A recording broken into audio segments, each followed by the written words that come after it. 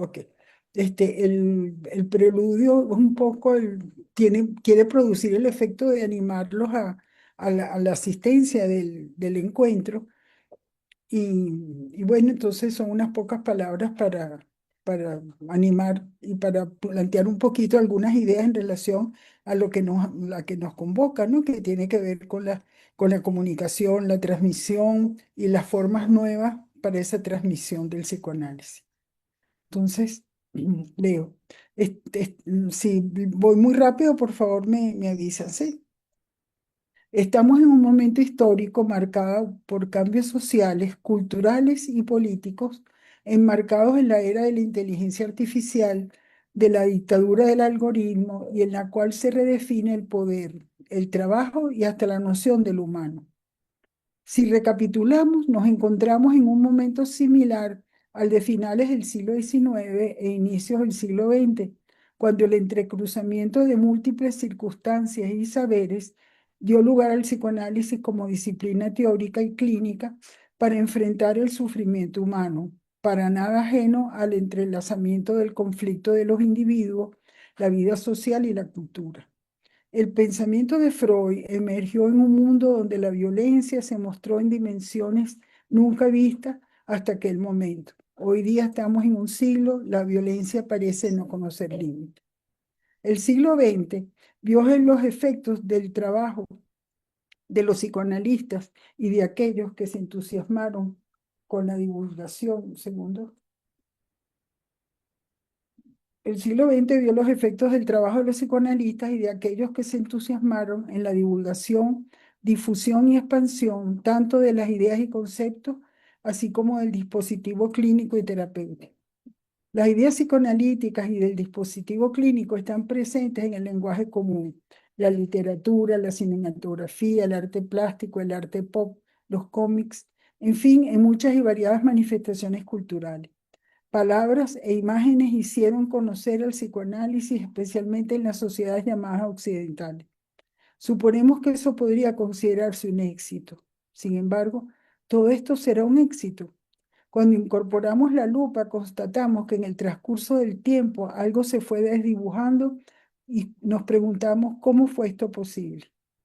Sabemos de la preocupación y dedicación de Lacan por la formación del analista, la enseñanza y la transmisión del psicoanálisis, que hoy día está amenazado por atajos como el coaching, la vía que brindan las neurociencias y el arrollador e indiscriminado uso de la IA. La inteligencia artificial es una valiosa herramienta de investigación que produce resultados eficientes e inmediatos. Esa misma eficiencia en un tiempo de aceleración, de búsqueda de respuestas rápidas, de la producción complaciente a la demanda social, conlleva el peligro para aquellos que, en búsqueda de respuesta al sufrimiento, a las inquietudes del ser, se acerquen a la guía como un semblante de ofertas terapéuticas, incluso con palabras prestadas al psicoanálisis. Con asombro de mi parte, un colega, en vista de mi desconocimiento del uso de la IA, me mostró la posibilidad de someter a una de tantas IA, inteligencia artificial, un material clínico para, por ejemplo, la elaboración de un informe, o hasta la posibilidad de someter un material de un caso a lo que nosotros llamaríamos una supervisión. Y aunque la demostración y las respuestas de la IA nos hizo reír a los dos, no es menos cierto el advertir el peligro que ello significa. Por otro lado, más allá de los extensivos usos de la inteligencia artificial, tenemos la enorme fluidez en diversas plataformas y redes, donde el psicoanálisis corre como una mercancía más. Damos las gracias que estas posibilidades del Internet nos han permitido participar y conocer el trabajo serio y dedicado de diferentes grupos, como el de ustedes en Medellín, asociaciones, foros, que sí, que toman seriamente la enseñanza y la transmisión con sentido ético. Pero a su lado vemos charlas, podcasts o emisiones que en nombre del psicoanálisis se habla, se recomienda, se aportan consejos y respuestas sobre cualquier asunto o dolencia. El tema de este encuentro nos conduce a una reflexión sobre qué enseñamos, cómo lo hacemos y cómo lo hacemos, qué transmitimos y cómo lo hacemos. Cuando decimos transmisión, no nos estamos refiriendo a divulgación o difusión. Para eso el siglo XX fue bastante eficiente, entre comillas, como mencionamos más arriba. Lacan en 1957, en el psicoanálisis o enseñanza, se preguntaba, ¿el psicoanálisis lo que nos enseña? ¿Cómo enseñarlo? Y podemos también hacernos la pregunta en relación a la transmisión. Lo que un psicoanálisis transmite, ¿cómo transmitirlo? Voy a referirme a unas palabras de Lacan en el seminario del 10 de junio de 1980. Un mes después estaría en Caracas inaugurando la reunión sobre la enseñanza de Lacan y el psicoanálisis en América Latina, el cual en retrospectiva se constituyó en el primer encuentro del campo freudiano. Eso fue en julio de 1980. Dice Lacan, me voy así nomás a Venezuela. Esos latinoamericanos que a diferencia de los que están aquí, nunca me han visto ni escuchado mi voz. Pues bien, eso no les impide ser lacanianos. Me transmití allí por escrito y dicen que eché raíces. De seguro es el porvenir, por lo cual iré a ver. Me interesa ver qué pasa cuando mi persona no hace de pantalla a lo que enseño. Haciendo honor a lo que nos dice, el hecho es que los latinoamericanos llegamos a su enseñanza por vía de lo escrito. Voy a marcar unos pequeños puntos sobre esto que se merecería una mayor dedicación. Sabemos que lo escrito, entre comillas, en el caso de Lacan, fue fundamentalmente oral, que que requirieron transcripciones con la tecnología de la época y luego traducciones. Es algo muy positivo que tengamos los escritos publicados en 1966. Como sabemos, la edición francesa fue revisada por el mismo Lacan. Eso nos permite hacer comparaciones, rectificaciones en relación a los seminarios fundamentalmente de transmisión oral. Al cierre del texto introductorio, comentando el estilo de sus escritos, Lacan propone llevar al lector, entre comillas, llevar al lector a una consecuencia en la cual le sea preciso poner de su parte, cierro comillas. En otra parte, advierte que estos no son para ser comprendidos, sino para explicarlos. ¿A qué nos conduce estas referencias? Una lectura en posición de analista, una lectura donde el lector deberá tomar posición hasta llegar a dar un sentido propio a lo leído. No hay que comprender demasiado rápido, nos recomienda en alguna otra parte. Esta propuesta se puede comparar con el concepto de obra abierta de Humberto Eco. Obras que no tienen una unicidad de significado definitivo y requieren la colaboración activa del público para completarse. No se quiere decir que cualquier interpretación es válida, aun cuando habrá muchas posibilidades. Hay que tomar en cuenta que cada texto tiene una estructura y unas reglas creadas por el autor. La libertad de explorar es posible, pero respetando las claves y los límites que la propia obra y el propio autor establecen. Y si eso nos lleva a una verdad propia y particular del lector, con sus consecuencias, es el riesgo que asumimos cuando nos decimos lacanianos. Entre no comprender demasiado rápido, que implica, pero sobre todo convoca a una subjetividad y una respuesta dirigida y rápida que caracteriza nuestro tiempo, preguntémonos, ¿dónde ubicamos y comprometemos al psicoanálisis, su enseñanza y transmisión? Sí, es corto. Muchísimas gracias, María. Muchas gracias por tus palabras, por esta invitación y pues por este maravilloso preludio que acabas de hacer. Le Ah, recordamos a todos que esta bienal se va a hacer el 22, 23 y ujú. 24 de octubre y que en los próximos días será publicada la programación completa del evento para que estén pendientes pues de los grupos y de los espacios de divulgación. Así que te agradecemos eh, muchísimo, María. Muchas gracias por este espacio, por este Sí. texto. No, y Y gracias a bueno, ustedes por escuchar. listo, muchísimas Oiga, gracias. Sebastián. Chao, gracias. Bueno, ahora bien, entrando en el trabajo pues que nos convoca esta noche, corresponde ya escuchar el comentario de la clase 22, dictada pues, el 22 de junio de 1960 del Seminario Séptimo de la Ética del Psicoanálisis. Pues nos encontramos ante una clase que es bastante densa y sugestiva también de este seminario, donde Lacan vuelve sobre las cuestiones fundamentales para la ética del psicoanálisis, la demanda de felicidad, el deseo, la sublimación, la función de lo bello y finalmente el lugar ético que ocupa el analista frente a quien le dirige su palabra. Con la certeza de cada lectura que abren nuevas preguntas, más que respuestas definitivas, tengo el gusto pues también de brindarles a ustedes y de darle la palabra a Juan José Martínez, perteneciente del Foro de Bogotá, quien ha preparado el comentario para esta sesión. Así que los dejo con él para que escuchemos qué nos tiene por decir en esta ocasión. Hola, buenas noches. ¿Me escuchan bien? Bueno, antes de comenzar, pues yo preparé un texto para compartir con ustedes pues esta noche. Em, Tengo pues en principio para decir algo que ya David pues ha anunciado. Para mí se trata de una clase pues que por un lado es compleja, me costó bastante a pesar de que ya la había pues trabajado en otro momento. Con esta nueva lectura pues creo que logré extraer algunos asuntos diferentes, pero para mí pues definitivamente que fue compleja, y no solamente compleja, sino que creo que se trata de una clase que es particularmente importante de este seminario. Entonces, bueno, voy a compartirles pues lo que pude construir para el día de hoy.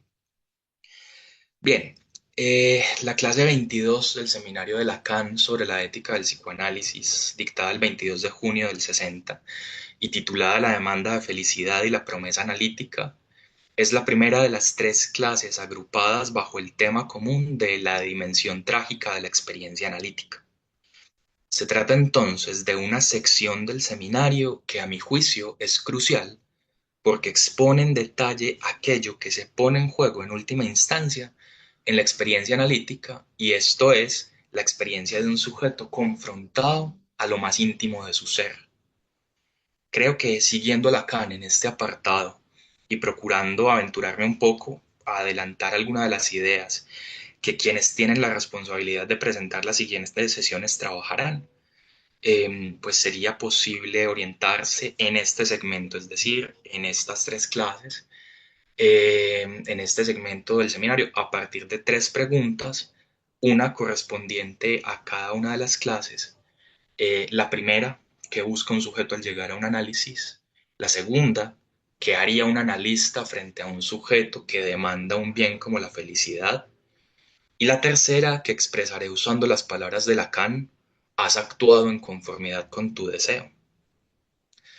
Esto es entonces, a mi juicio, casi que una suerte de cronología que inicia con la demanda de felicidad por parte del sujeto y se conduce hacia la posibilidad de hacerse de una posición ética frente al deseo, no sin subvertir las metas terapéuticas que se erigen como moralizaciones racionalizantes.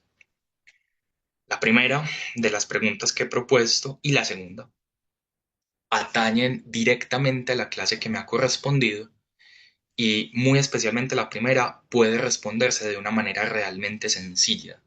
Un sujeto demanda la felicidad y eso se puede expresar de maneras distintas.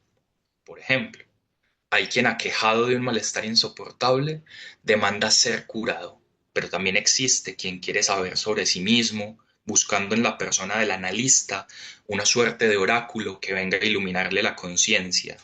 Y esto, en general, quiere decir que regularmente la entrada se da por la aspiración a alcanzar un bien: la felicidad, la curación, el conocimiento, el bienestar. Se trata, como ven, de una pregunta demasiado simple, y no es aquí donde estriba la cuestión de Lacan. Creo, por otro lado, que la apuesta es sostener una pregunta a lo largo de su enseñanza, y esta tiene que ver con lo que, en cambio, un analista hace con ello. Aquí pues estriba mi propuesta de lectura. Empecemos por interrogar el título de la lección. Interrogar el título es al mismo tiempo interrogar de dónde viene, cuál es su contexto y por supuesto quién lo ha escrito. Esto último importa en la medida en que, como es consabido, los seminarios de Lacan han sido establecidos por otro. Mi indagación en lo que respecta a la cuestión del título me ha llevado a comparar la edición de Paidós con la transcripción aportada por Stafferla. Y la primera cosa notable es que en la segunda, Stafferla, las clases del seminario no tienen título.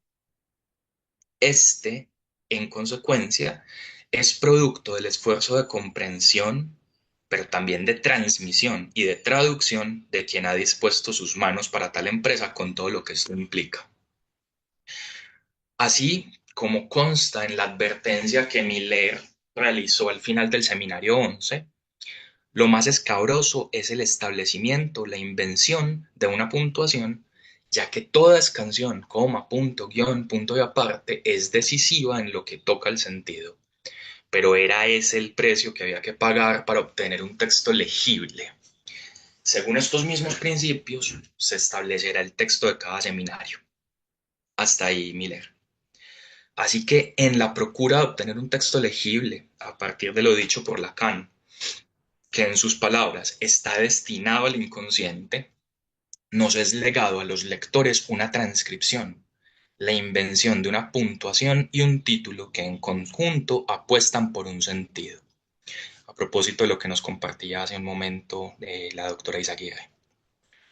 En el trabajo de interrogar el establecimiento del texto, hallé un bello escrito de una psicoanalista argentina que no conocía, llamada Claudia Vilota, a propósito del invaluable trabajo de traducción crítica realizado por Ricardo Rodríguez Ponte. Al final de su escrito, ella cuenta que hay quienes se han dado la cuestionable empresa de imprimir y vender los seminarios traducidos por Ponte y se pregunta por qué se compraría lo que está disponible en la biblioteca de una escuela. Luego advierte a los lectores: las versiones de Ricardo no son gratis, están disponibles en la biblioteca de la Escuela Freudiana de Buenos Aires y para acceder a ellas no tendrás que desembolsar ni un solo peso, pero no son gratis. Si lees las traducciones de Rodríguez Ponte, si tomas esos textos como material para acceder a la obra de Lacan, pagarás con tu lectura. Sospecho que ese es el valor que Ricardo le asignó a su trabajo. Hasta ahí, Vilota. Retengamos la cuestión del precio y el pago, que tanto Miller como Vilota mencionan, pues volveremos sobre ella. El título pone en tensión dos asuntos. Por un lado, la demanda de felicidad del sujeto y por otro, la promesa analítica. La tensión existente entre estos dos elementos está dada por la conjunción y que los implica en una relación. Uno habla al otro y en consecuencia propongo que la promesa analítica es la respuesta del analista a la demanda proferida en primera instancia por el paciente. Se trata entonces de una dialéctica. Uno demanda, el otro responde. Sin embargo, hay que tener cuidado en este punto, pues quien responde da lo que tiene y eso no es equivalente a lo que se pide. El analista no responde como sujeto y su operación solo puede ser sostenida a condición de pagar un precio. Esto nos lleva a la segunda cuestión que soporta mi comentario. ¿Desde qué lugar responde el analista a la demanda? ¿Cómo sostiene su operación? Empecemos pues por ubicar un asunto que tendrá un cierto carácter circular en la clase. Lacan inicia evocando su escrito de 1958, La dirección de la cura, para rescatar de él lo que suponen los pagos que un analista debe realizar para sostener su función. A saber, el analista paga con palabras, paga con su persona y paga con el juicio concerniente a su acción. El carácter que he llamado circular se expresa en la medida en que este, que es su punto de partida, será también el de llegada de la mano de la pregunta por el deseo del analista. Me parece que el apartado que refiere Lacan de la dirección de la cura también tiene un título interesante. Ha sido titulado ¿Cómo actuar con el propio ser?, formulado como una pregunta pero sin los signos de interrogación. Esto, a mi juicio, tiene un valor doble. Por un lado, ratifica su pregunta, por otro, pareciera constituirse en una directriz. Pagar con palabras quiere decir que no es la función común de la palabra la que tiene lugar en el análisis. Tampoco la intervención verbal que llena de sentido a la asociación del sujeto. Se trata, en cambio, de interpretar con el silencio, con el corte y con la palabra misma para producir un efecto que en principio no puede ser calculado. La apertura de nuevas asociaciones, la caída del sentido, la destitución subjetiva. En consecuencia, podemos decir que pagar con palabras quiere decir que la interpretación se pone al servicio del inconsciente y por lo tanto la palabra en el análisis tiene valor de acto. En segunda instancia, pagar con su persona implica renunciar a aquello que atañe a lo más íntimo del ser del analista. Es pagar con la libra de carne. Así, en la dialéctica que hemos anunciado, la respuesta a la demanda de felicidad no la da el analista desde su persona, no está allí en tanto que sujeto. Y esto quiere decir que el precio a pagar son sus opiniones, sus creencias, convicciones, etc. Entonces, efectuar este pago supone circunscribir su lugar. El analista, en el análisis, no es una persona, sino una función. Y en tanto que función, opera como lugar vacío. Por último, pagar con el juicio concerniente a su acción acarrea un problema fundamental que Lacan enfatiza en la medida en que, para el analista, en el análisis, una parte de esa acción permanece velada para él mismo. Y en tanto que consciente de esto, está precisamente llamado a juzgar su acto. Esto último justifica por sí solo el motivo del presente seminario en toda su extensión, pues la ética del psicoanálisis no se esgrime como un código para orientar la acción, sino para sostener la pregunta por las consecuencias éticas que entraña la relación con el inconsciente, tal como lo descubrió Freud. Se trata pues de un precio inestimable y no podemos sino interrogar por qué se paga. Me parece que, en todo caso, no es un intercambio recíproco ni una transacción que pudiera ser comprendida por la óptica del capitalismo. Se me ocurre que eso de sostener su función solo puede comprenderse a partir de la operación del deseo del analista, y esto es, la empresa insensata de la que, para Lacan, estamos llamados a ocuparnos. Esa expresión de la empresa insensata propone, la dice Lacan en el seminario 3 cuando trae el caso de Marrana. Y me parece importante retenerla, esa cuestión de la empresa insensata. Entonces la pregunta por el ser del analista se justifica en la medida en que interroga su lugar. A esta es posible articular otras cuestiones. Primero, ¿quién es un analista? ¿Qué se espera de un análisis? ¿Cuándo termina un análisis? ¿Qué se espera al final? Es lícito pensar que estas preguntas surgen del hecho de que el psicoanálisis nace como una terapéutica para tratar y curar perturbaciones neuróticas, de acuerdo con lo propuesto por Freud en su artículo de Enciclopedia, que relativamente temprano se desliza hacia otra cosa, a la que Lacan en Variantes de la cura tipo da el estatuto de una terapéutica que no es como las demás. Esa diferencia, forjada por la experiencia de Freud, supone el deslizamiento de un dispositivo terapéutico al servicio de la curación de los síntomas, al desciframiento de las lógicas inconscientes que los articulan para advenir con esto un sujeto que pueda asumir una posición en la que soportar la existencia sea posible.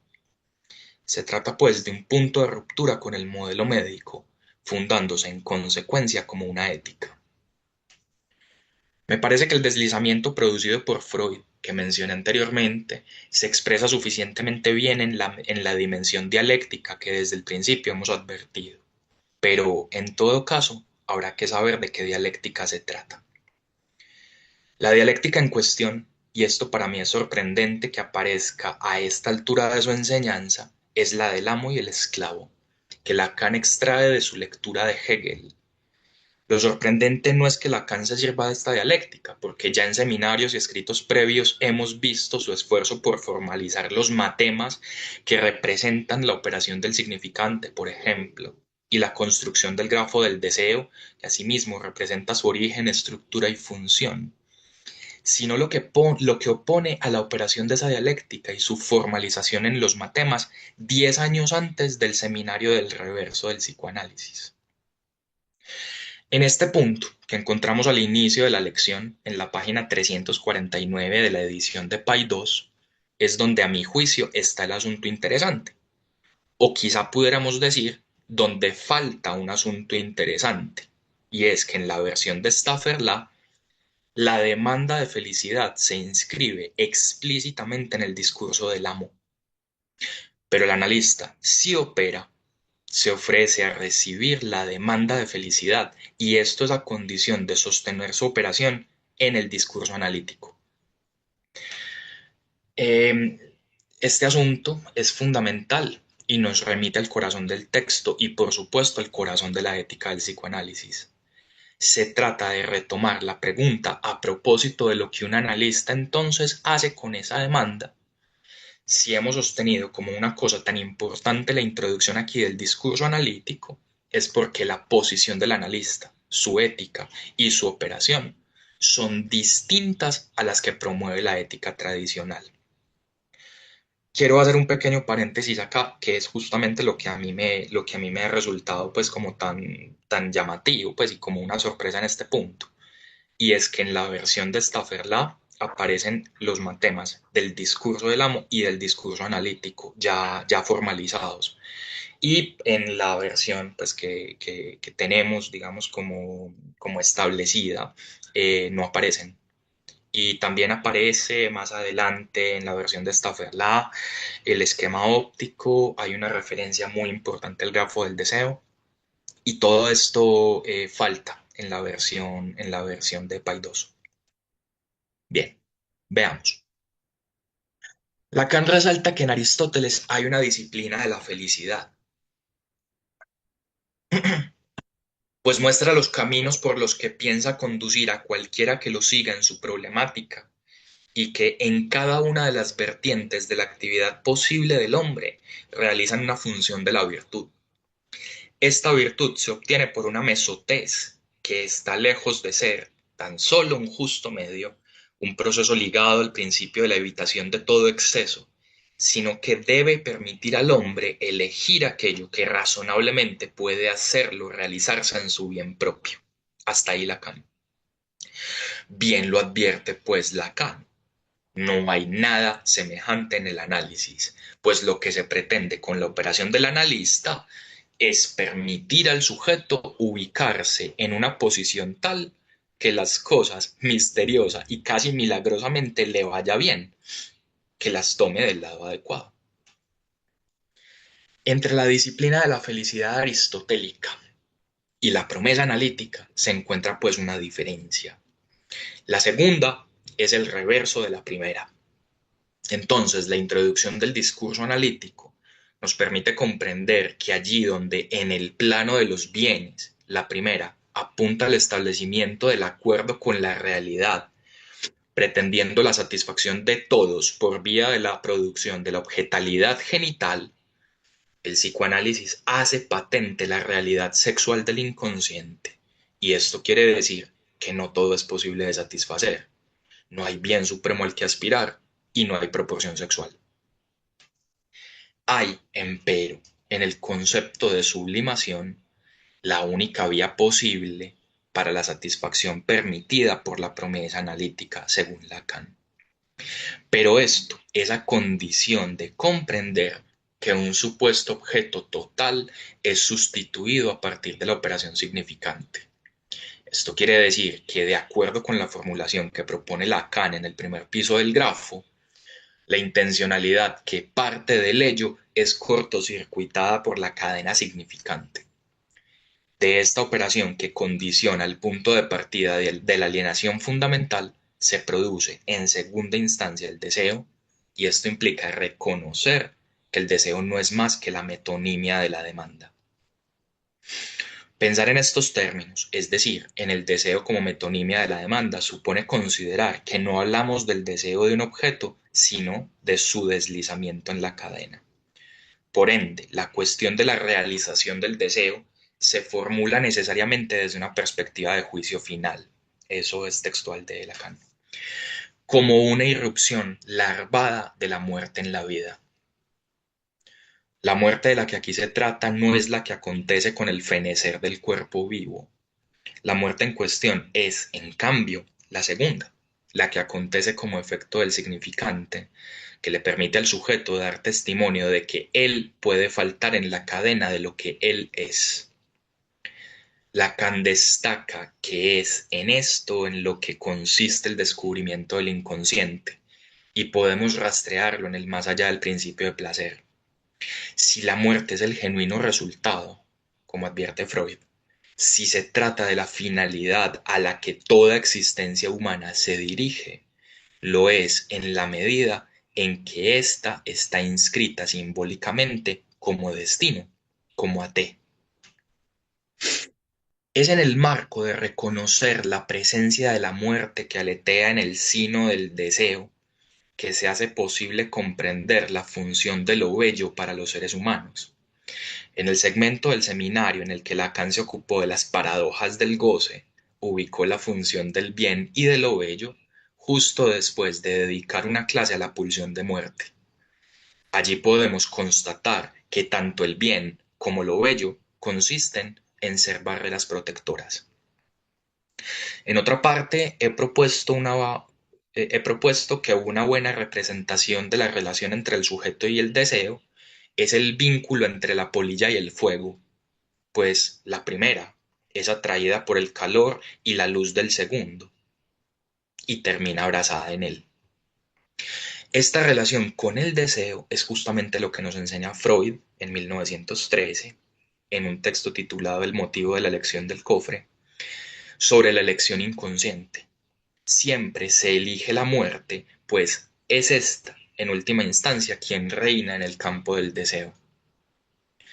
La barrera trazada por el bien puede ser franqueada con relativa facilidad, pues basta con que los ensamblajes que sostienen la operación de la ley moral flaqueen. Lo bello, por su parte, suele paralizar al sujeto, pues la experiencia estética se encuentra más próxima al campo del deseo y allí cumple una función paradójica. Lo detiene, pero al mismo tiempo le indica el camino. Eugenio Trías, que es un filósofo español, define a lo bello como el comienzo de lo terrible que los humanos podemos soportar. Y ese comienzo nos aventura como tentación hacia el corazón de la tiniebla, fuente y origen, feudo de misterios, que debiendo permanecer ocultos, producen en nosotros al revelarse el sentimiento de lo siniestro. Hasta ahí Trías. Hemos recorrido hasta aquí un largo trecho, y para concluir debemos recordar que al principio advertí que el camino es circular y dirigido al corazón de la posición del analista. Así que sostengamos que a la demanda de felicidad se responde con la pregunta por el deseo, y esto entraña la dimensión trágica de la experiencia analítica, pues en nuestro trabajo a propósito de la cuestión del deseo, encontramos que Lacan nos advierte, siguiendo Heráclito, que Hades y Dioniso son en última instancia la misma cosa. El soberano bien, como he procurado mostrar, es a lo que el sujeto aspira. Sin embargo, el analista sabe que se trata de una demanda imposible. El que responde a la demanda dando lo que tiene, es decir, su deseo, el del analista, está advertido de que aquello que se le demanda, el soberano bien, no solamente él no lo tiene, sino que, en palabras de Lacan, además sabe que no existe.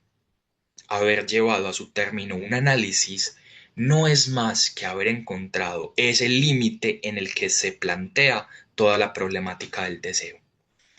Hasta ahí mi trabajo. Muchas gracias. Muchísimas gracias a ti, Juan José, por estas palabras, por este comentario. Bueno, entonces, como, como ocurre también con los textos de Lacan, ¿no? Donde donde deja como ese resto, como ese sobrante para intrigar al lector. También les propongo en este momento dejar como abiertas estas preguntas, este espacio para poder preguntar, hacer comentarios, observaciones o resonancias que tanto el texto como el mismo comentario de Juan José hayan suscitado en ustedes. Así que los invito a poder intervenir libremente en este espacio. Gracias, David.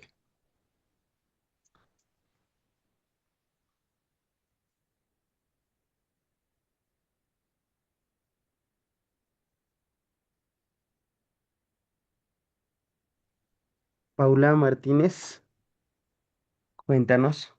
Hola, buenas noches para todos. Juan, muchas gracias por el trabajo y la presentación. Yo quería preguntarte algo que si bien directamente no lo nombraste, pero creo que sí, de otra manera, y es finalizando la primera parte de esta clase, Ujú. eh, se habla del juicio final, ¿cierto?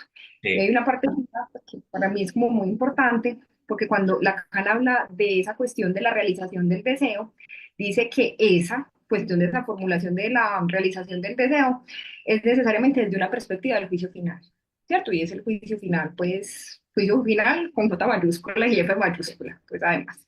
Y en lo que sigue dice, intenten preguntarse qué puede querer decir haber realizado su deseo si no es el haberlo realizado, si se puede decir al final, pues como esa perspectiva de que solamente al final algo se sabe del deseo, pues si quisiera como algunas palabras sobre eso del juicio final en esta clase.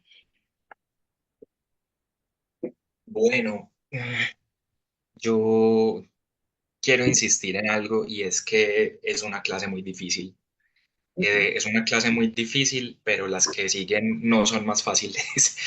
Y hay algo pues que hay que ubicar allí, o sea, porque en principio creo que Lacan acá está abonando el terreno para lo que viene con las metas morales, ¿cierto?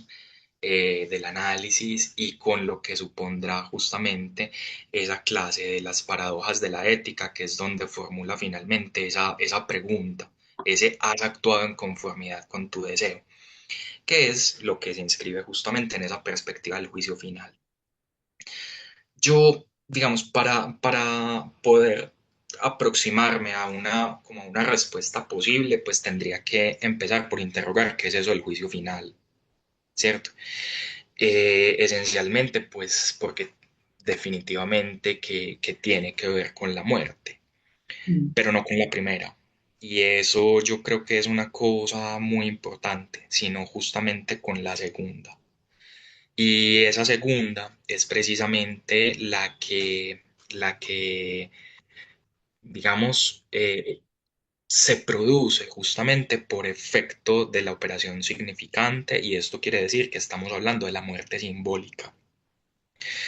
Creo que es justamente allí donde podrá producirse un juicio al final de los tiempos, no lo que implica el retorno a la nada que supone la primera, ¿cierto? Ahora, lo que implica la cuestión del final, ¿sí? Definitivamente, como lo entiendo, implica que hay un recorrido, y es un recorrido que me parece que Lacan destaca bien, eh, tanto en las clases sobre Antígona como en esta tercera clase, pues de este segmento, de esta sección, que es la de las paradojas que es la de la dimensión trágica de la experiencia analítica.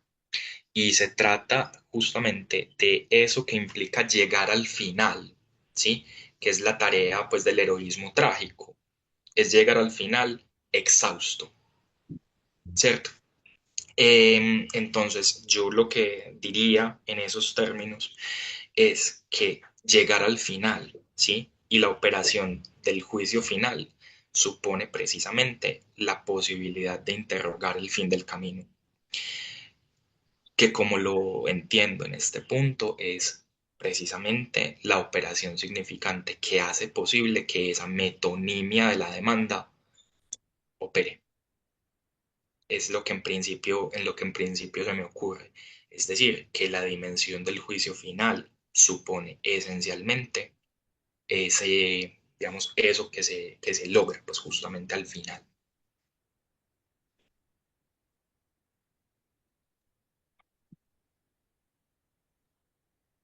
Listo, Paula, queda respondida tu pregunta. ¿Alguna otra cuestión, otra pregunta o alguien Ahora, más que quiera participar, comentar? Pues también aclaro que es la primera cosa que en este momento me viene a la cabeza, pues como en medio del pánico de la situación, pero más o menos uno podría pensar justamente que para poderle dar trámite a esa pregunta hay que tomar como todo este recorrido que hace Lacan.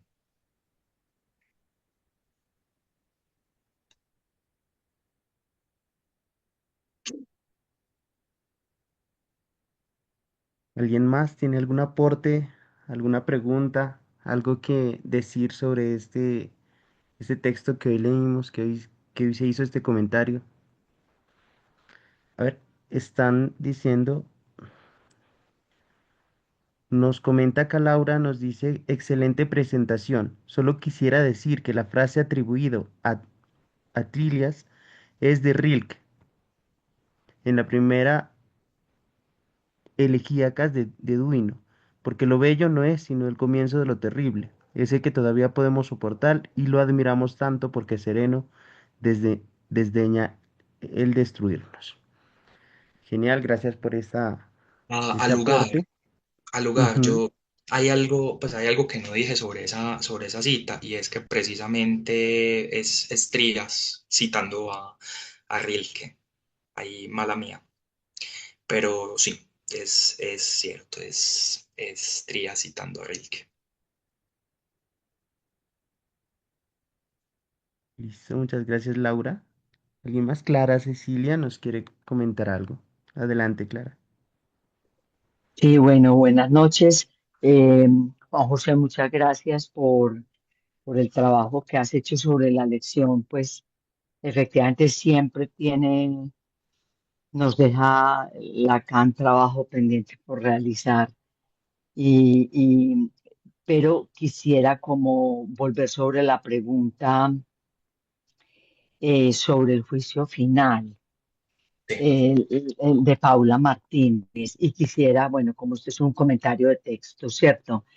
Que volvamos a la misma página 351 que Paula nos propone, porque, o sea, es un poco más complejo inclusive. Bueno, página 350 más bien voy a ir cuando dice Lacan, realizar su deseo se plantea siempre necesariamente desde una perspectiva de condición absoluta. En la medida, estoy terminando de leer la página 350, en la medida en que la demanda está a la vez más acá y más allá de ella misma, articulándose con el significante. Bueno, me parece que por esta vía, pues fue que también articulaste tu respuesta. Pero Sí. entonces viene, dice, por eso la cuestión de la realización del deseo se formula necesariamente desde una perspectiva de juicio final. Solo un paréntesis, pero efectivamente el juicio final que generalmente tiene premisas, otras preguntas, tiene otros problemas, ha sobrado en conformidad con el deber, ha sobrado en conformidad con el imperativo, con la ley moral, etcétera. Y Lacan dice que es la realización del deseo lo que nos van a poner en cuestión en el juicio final. Bueno, hasta aquí vamos. Intenten preguntarse qué puede querer decir haber realizado su deseo. Si no es el haberlo realizado, si se puede decir al final. Estoy de acuerdo contigo y con Paula en que no es de entrada, Ujú, ¿cierto? Que es un proceso ujú. lo que nos puede poner a prueba o no la realización del deseo.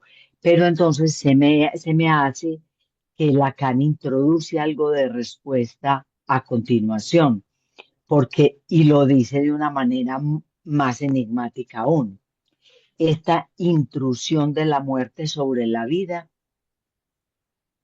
da su dinamismo a toda pregunta cuando ella intenta formularse sobre el sujeto de la realización del deseo. ¿Qué quiere decir eso? ¿Cierto? Es decir, que digamos que la respuesta que Lacan propone es que tiene que ver con la intrusión de la muerte sobre la vida. Y en varias lecciones nos hemos topado con el mismo asunto. porque precisamente Lacan cuando habla del entre dos muertes, o de que, es decir, el ser para la muerte es de alguna manera el fondo de la reflexión de Lacan aquí para plantear el final del análisis, porque también en otra, en la que habla de lo que se espera del final del análisis, porque estamos hablando, sí, creo que del final, él dice que en la relación del sujeto con la muerte, Mm, debe haber encontrado el punto en el que sabe que no puede esperar ayuda de nadie. Entonces, esta intrusión de la muerte sobre la vida me pareció que aporta algo de la respuesta. Yo voy a hacer un poquito una pequeña, digamos, trampa, voy a sacar una carta debajo de la manga, porque Colette Soler la he leído varias veces comentando este ser para la muerte de Lacan en el seminario 7 y ella lo lee como ser para la castración.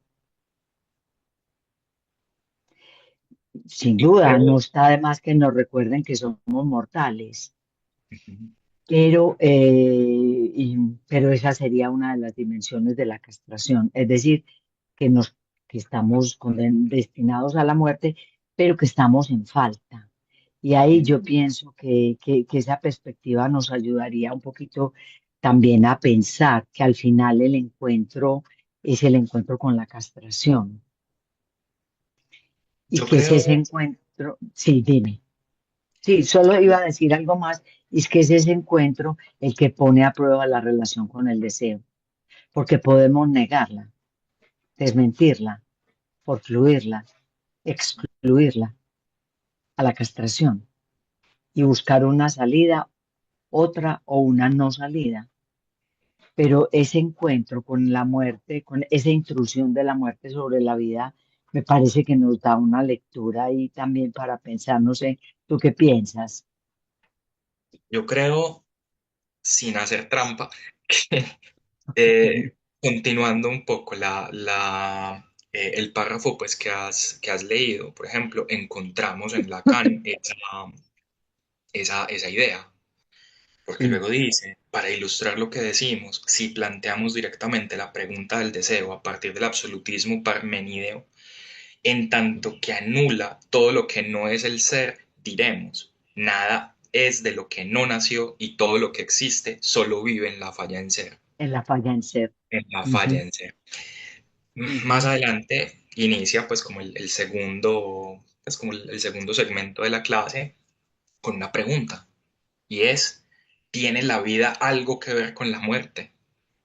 ujú, Y creo que es muy interesante, justamente yo traté de ocuparme de este asunto, eh, honestamente lo mejor que pude, pero, pero es difícil, sobre todo porque ubica Lacan acá un asunto pues, que a mi juicio es muy importante, porque es que pasamos, y creo que es una sutileza, pero es una sutileza muy potente, como suele ocurrir con Lacan cuando uno menos piensa, le muestra a uno por una tesis. Y se trata de que pasamos de la demanda al deseo.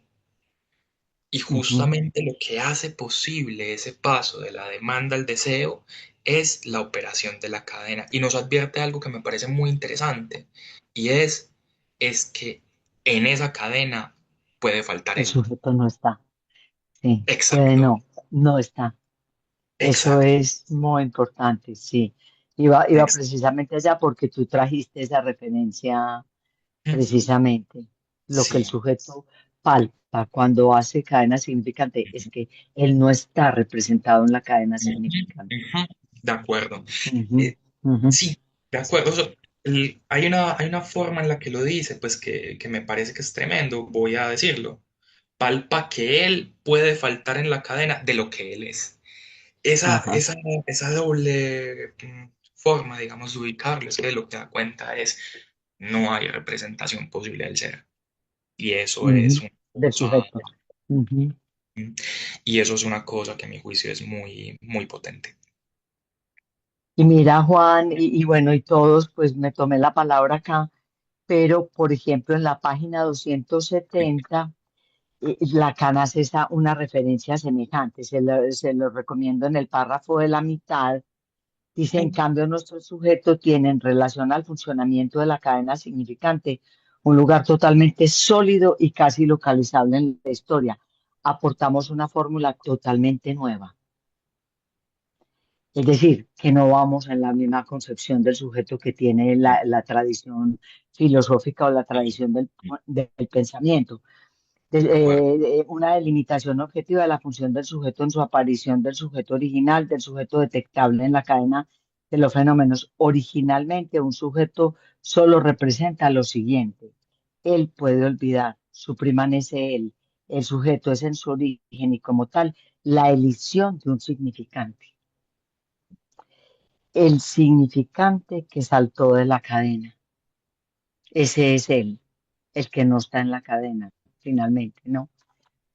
Bueno. Listo, Bueno, muchísimas gracias, Clara Cecilia, por este aporte tan importante para comprenderlo todo. Bueno, también desde el Foro de Medellín nos tienen algunas preguntas.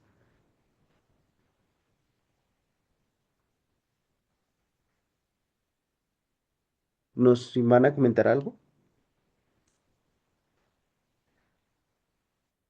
Sí, Diana, sí, gracias. Sí. Eh,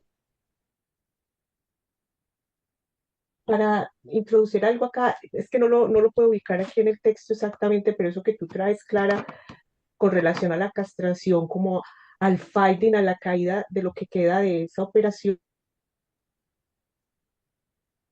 es la caída del sujeto, que no puedes, yo lo leí, lo que pasa es que no puedo perdón, ubicar Diana, creo que se te fue la señal. Si pudiera, cuando, ¿sí? no sé si es mi internet o el de Diana. Si pudieras repetir, porfa, te lo agradecería porque se cortó por un momento. Escucha, ¿ya me escuchan?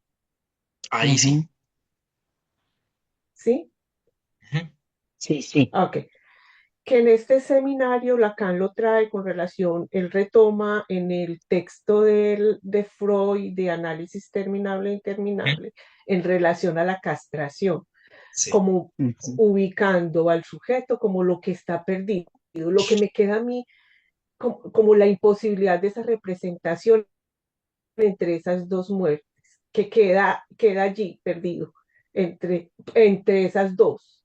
No sé si es allí donde lo ubican, no sé ustedes qué piensan, pero después de escuchar la discusión y la lectura y lo que trajiste también, Juan, me parece que es ubicar allí esa pérdida, esa imposibilidad, porque él lo dice, Freud inclusive lo encontró, o sea, eso fueron como sus últimas palabras al final.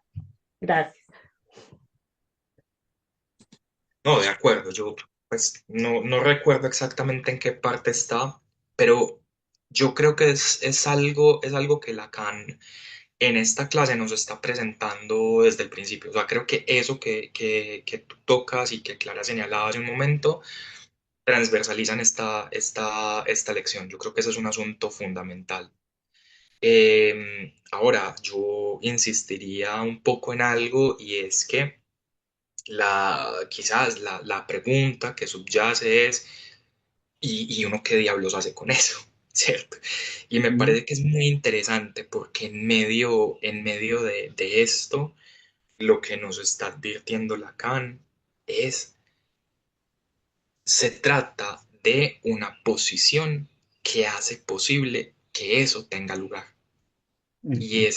ese asunto yo creo que es Ujú. crucial para ubicarlo. Em, Diana, creo que te quedo debiendo en qué parte pues está, pero definitivamente que en la cita que tú referencias, cuando Lacan cita al análisis terminable, interminable, lo advierte, pero definitivamente que no solo ahí. Yo creo que ese problema está jugado a lo largo de la clase.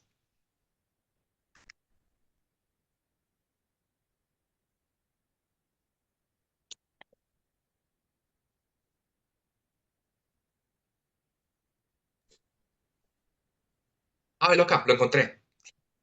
lo encontré un poco Página. de suerte. Sí, está en la página 357. ¿Sí? Ujú, Eh, bueno, esto es precisamente luego de sostener que Hades y Dioniso son la misma cosa, ¿sí? Y me parece que es importantísimo porque redunda en una cosa en la que Freud ha trabajado desde psicopatología de la vida cotidiana, que tiene que ver justamente con ese emparentamiento, esa hermandad entre la sexualidad y la muerte. Y podemos decir en ujú. este punto entre el deseo y la muerte. Leo el párrafo si me lo permiten. Dice, eh, justo aquí, en efecto, también se nos plantea a nosotros la pregunta, ¿acaso el fantasma del falo y la belleza de la imagen humana tiene su lugar legítimo al mismo nivel? ¿O hay, en cambio, una imperceptible distinción, una diferencia irreductible entre ambos? Toda la empresa freudiana trastabilló aquí. Además, creo que es interesante esto. Ujú, ujú. Freud, al final de uno de sus últimos artículos, Análisis, aquí dice finito e infinito, bueno, terminable e interminable, nos dice que, en último término, la aspiración del paciente se quiebra en una nostalgia irreductible en torno al hecho de que en modo alguno podrá ser el falo y que Ujú, por no ujú. serlo, solo podría tenerlo, en el caso de la mujer, con la condición de la penisnaid, la envidia del pene, y en el hombre de la castración. Exacto. Ujú.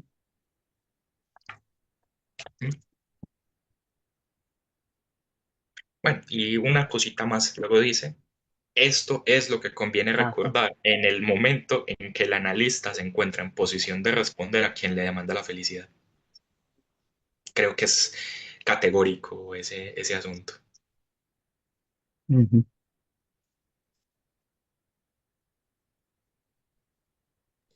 Sebastián pidió la palabra, David.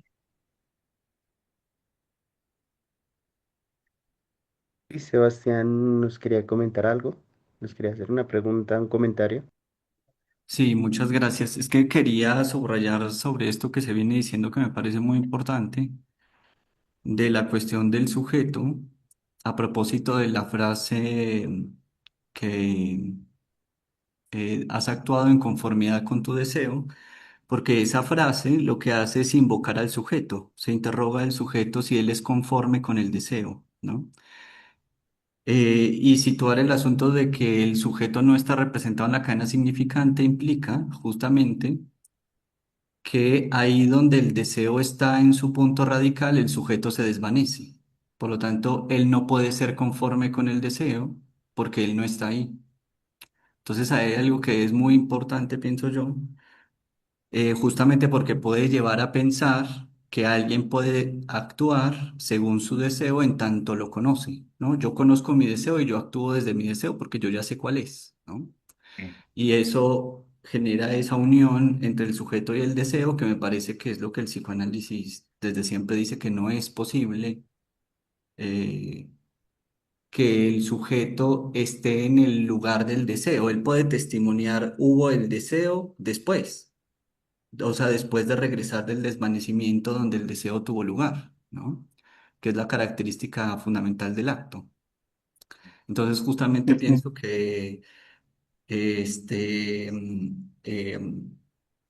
respecto a esa pregunta, ¿has actuado en conformidad con tu deseo? Necesariamente la estructura dice que no, porque el sujeto no puede ser conforme al deseo, digamos ahí. Eso haría meter a la persona, una persona que puede dar No. cuenta de su Ujú. acto y todo. Yo, yo No. difiero, pues yo Yo difiero también. Ujú, esencialmente porque creo, ujú, pues, a ver, hay un punto de tu intervención, pues, donde lo que vos propones es que esa frase supone interrogar la conformidad del sujeto con el deseo, y yo no creo que ujú, sea eso lo que está en juego, porque me parece en todo caso que cuando Lacan se ujú, pregunta, ¿has actuado en conformidad de tu deseo? Como perspectiva del juicio final, entre otras cosas, yo creo que lo que está jugado es la dimensión del acto, que en todo caso no se sabe, pues, sino a posteriori. Y creo que eso no tiene nada que ver con saber del deseo, estar advertido o ser consciente del deseo, porque tal cosa es imposible y creo que de antemano esa es la advertencia que nos hace Lacan a lo largo de esta clase pues de la que hoy nos ocupamos, y es que justamente esa es digamos, la expectativa a la que hay que renunciar, Sí, ¿cierto? O estoy de sea, acuerdo, eso allí es lo cuando que quiero decir. Ujú. sí, y es allí cuando nos advierte que definitivamente no se puede desear lo imposible. Eso es, creo que además, pues ahí Lacan es categórico. Entonces me parece que cuando él introduce esa cuestión de la perspectiva del juicio final, no es al sujeto, no es a la persona. Además que el sujeto y la persona no es la misma cosa, pero habría que decir, lo que a mi juicio ahí está interrogado es el acto. Y el acto del que en última instancia no se sabe sino por sus efectos. Sería pues de antemano como la objeción que yo presentaría pues respetuosamente a tu posición. Creo que se trata un poco más de esa otra cosa que del sujeto o de la persona o de la conciencia del deseo que en todo caso pues no es posible. Sí, sí, es lo que quiero decir, no estás Sí, objetando, estoy de acuerdo contigo. mm, yo quisiera también intervenir ahí, si es posible.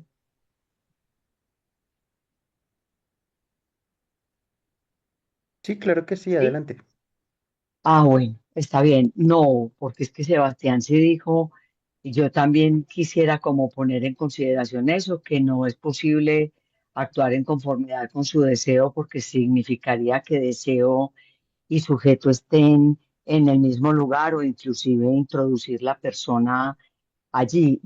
Yo creo que lo sabemos desde nuestra entrada al psicoanálisis, que el sujeto y la persona no pertenecen al mismo campo de ninguna manera y nunca el uno podría reemplazar al otro. Pero yo quería plantear algo más, porque bueno, Juan se hace trampa cuando lo equivale es a la dimensión del acto, Exacto. pero, pero o sea, se salta varios años de trabajo, pero en realidad ahí es una pregunta.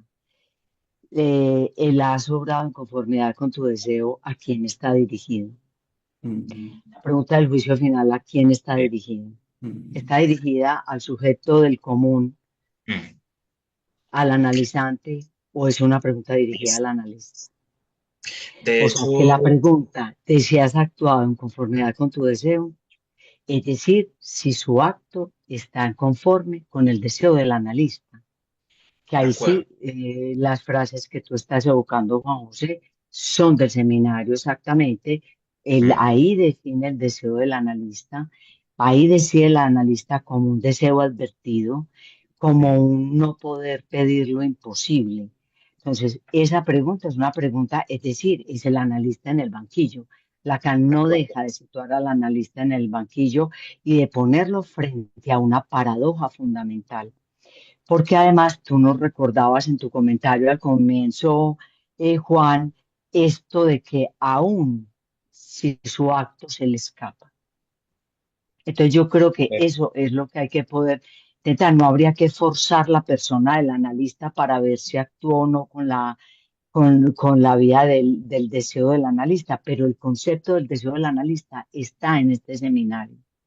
De Y este acuerdo. seminario habla Lacan todo el tiempo a los analistas. O sea, no es un seminario filosófico para hablar del sujeto, del De inconsciente. acuerdo. Lacan Y me está haces pensar. interpelando al analista. Entonces, espera que, porque yo había pedido la palabra ahorita antes, pero viene súper bien, porque cuando tú lees, esto es lo que conviene recordar en el momento en que el analista se encuentra en posición de responder a la demanda de felicidad. Y lo dice, la cuestión del bien soberano se plantea ancestralmente para el hombre, pero él, el analista, no es el sujeto común. El analista sabe que esa cuestión es una cuestión cerrada. O sea, que todo lo que veníamos trabajando sobre la castración, sobre la falta en ser, sobre el sujeto que la falla, sobre el sujeto que falta en la cadena significante, digamos, es un poco como un preámbulo, como la condición. que da el punto en el que se apoya la respuesta del analista a la demanda de felicidad. Él lo sabe, Ujú, que ese bien soberano, él no lo tiene. ujú, Es para eso que cada uno de nosotros hace un análisis. ujú. Sabemos que no lo tenemos porque es lo que la castración en el final del análisis nos pone en evidencia, pero además sabe que no existe. Y además lo dice, es por haber llevado hasta el final su análisis que él puede responder desde ese lugar. O sea que yo creo que esa pregunta, que es el núcleo potente de este seminario, ¿has obrado en conformidad con tu deseo? Es una vez más en que el Lacan pone al analista en el banquillo. Es decir, responda por su acto. ¿Qué es lo que usted puede prometer y qué es lo que puede responder?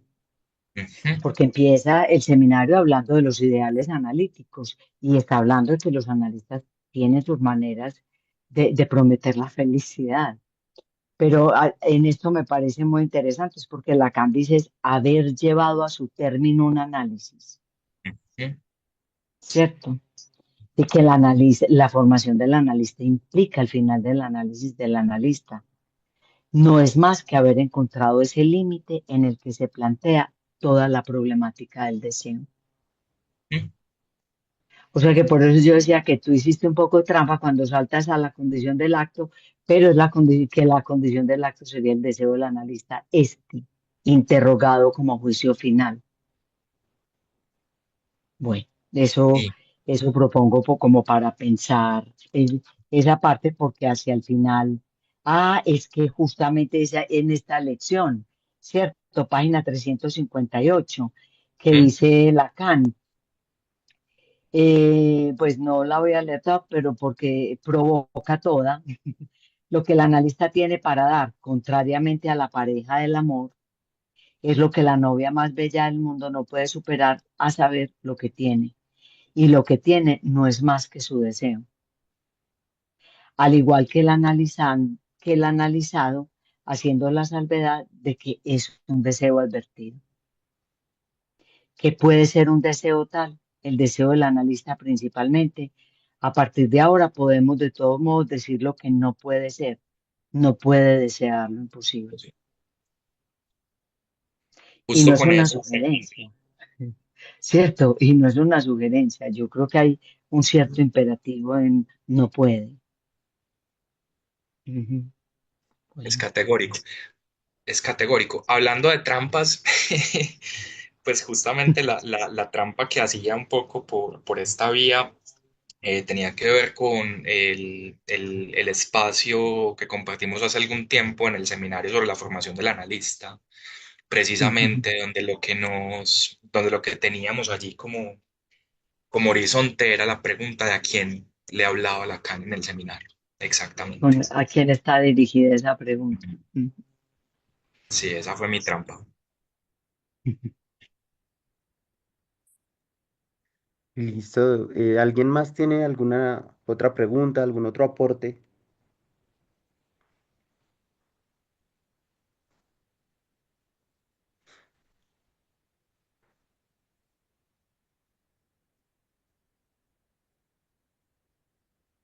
Bueno, pues creo que ya esto sería por todo entonces en este día. Bueno, de esta forma pues hemos llegado al final de este encuentro. Antes que todo, pues agradecerle muy especialmente a Juan José por el tiempo, por la dedicación invertida en la preparación de este comentario. También un agradecimiento a Paula, Clara, Cecilia, Diana, Sebastián por sus aportes, por sus opiniones. A todos los demás, pues por la presencia, por este espacio de conversa que pues parece una conversación analítica, ¿no? Donde genera muchos frutos. También como lo hemos escuchado, también practicado, este trabajo pues de análisis no concluye cuando termina una sola sesión, sino que se va con el tiempo, se va elaborando y así se comienza a ver los frutos con el tiempo, ¿no? Así que es muy importante esto y ojalá que esta lectura pues nos acompañe también en estos próximos días, en este tiempo, y nos permita manejarnos alrededor de estas preguntas, alrededor de esa ética del deseo.